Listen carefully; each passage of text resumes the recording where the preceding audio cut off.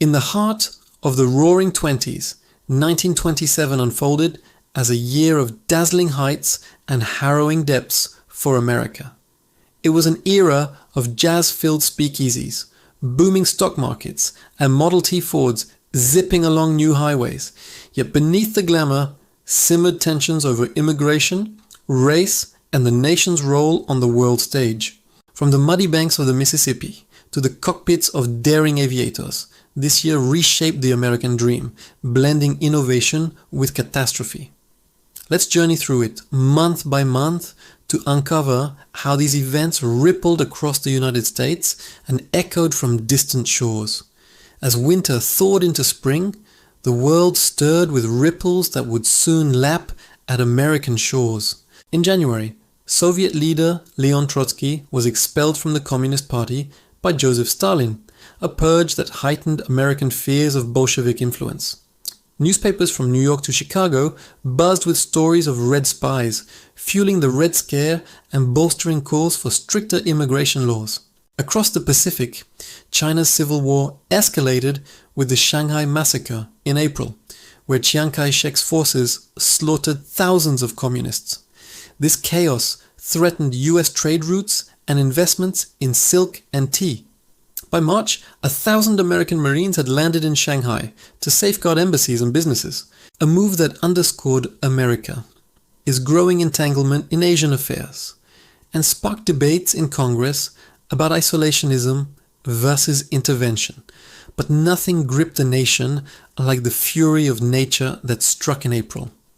The Great Mississippi Flood began as heavy rains swelled the river from Illinois to Louisiana, breaching levees and submerging 27,000 square miles across 7 states. Over 700,000 people fled their homes, the largest displacement in US history up to that point. Black sharecroppers in the Delta bore the brunt, often forced into coerced labor on relief projects, exposing deep racial divides. President Coolidge dispatched the Army Corps of Engineers and Commerce Secretary Herbert Hoover to lead the rescue, marking the first major federal disaster response. The flood cost over $400 million, equivalent to billions today, and prompted the Flood Control Act of 1928, forever expanding Washington's hand in infrastructure and welfare. From the USA's perspective, it was a wake-up call. Prosperity demanded taming the wild rivers that fed the heartland's farms and factories. Amid the deluge's despair, a solitary figure pierced the clouds with hope. On May 20th, Charles Lindbergh, a 25-year-old airmail pilot from Minnesota, lifted off from Roosevelt Field in New York aboard the Spirit of St. Louis, a fragile single-engine plane. For 33.5 grueling hours, he battled fog, ice, and exhaustion, navigating by dead reckoning over the Atlantic. Landing in Paris on May 21st, he was mobbed by 100,000 admirers. Lucky Lindy became an instant icon, his feat proving aviation's promise and igniting a transatlantic romance with flight. Back home, parades in 49 cities drew millions. Congress awarded him the Distinguished Flying Cross.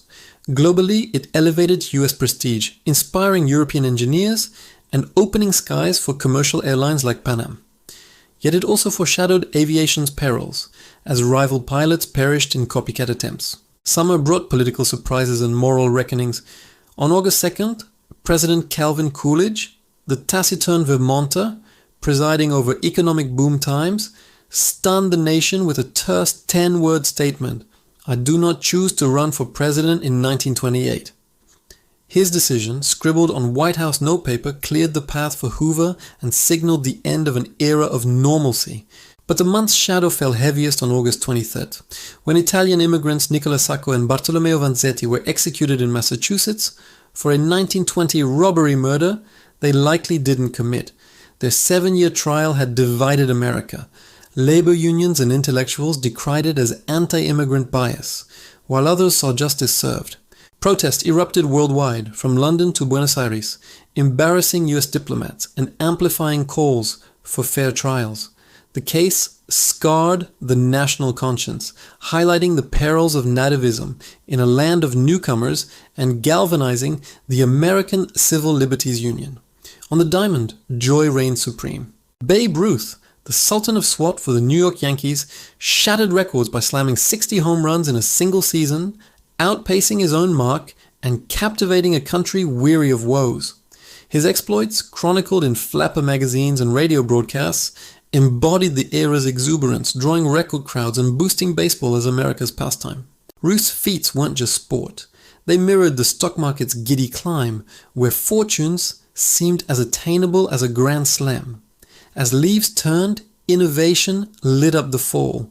On September 18, the Columbia Phonographic Broadcasting System launched with 47 stations, birthing what would become CBS, and revolutionizing news and entertainment delivery to rural hamlets and urban apartments alike. Days later, on October 6th, Warner Brothers unveiled The Jazz Singer in New York, the first feature film with synchronized dialogue. Al Jolson's line, "You ain't heard nothing yet," rang out, silencing silent cinema forever. Talkies transformed Hollywood, spawning stars like Clara Bow and displacing thousands of actors, while exporting American culture worldwide. From the US vantage, it solidified Tinseltown's global empire, even as it stirred anxieties over changing Morris in a prohibition-shadowed society. November capped the year with engineering marvels. The Holland Tunnel, a 9,000-foot underwater passage beneath the Hudson River, opened on the 13th, easing commutes between New York and New Jersey and symbolizing the automotive age's triumph. That same month, the Great Vermont Flood ravaged New England, another reminder of nature's wrath, while in distant Belgium priest Georges Lemaitre proposed the universe began with a primeval atom. The Big Bang Theory's seed challenging American scientists and theologians to rethink creation. From the Mississippi's wrath to Lindbergh's wings, 1927 tested America's resilience. World upheavals in China and Russia sharpened its foreign gaze, while domestic dramas like Sacco-Vanzetti exposed fractures in the pursuit of equality. Yet triumphs in film, flight, and flood control propelled the nation forward, weaving a tapestry of progress amid peril. This year didn't just happen. It forged the modern United States, reminding us that history's greatest leaps often follow its darkest falls.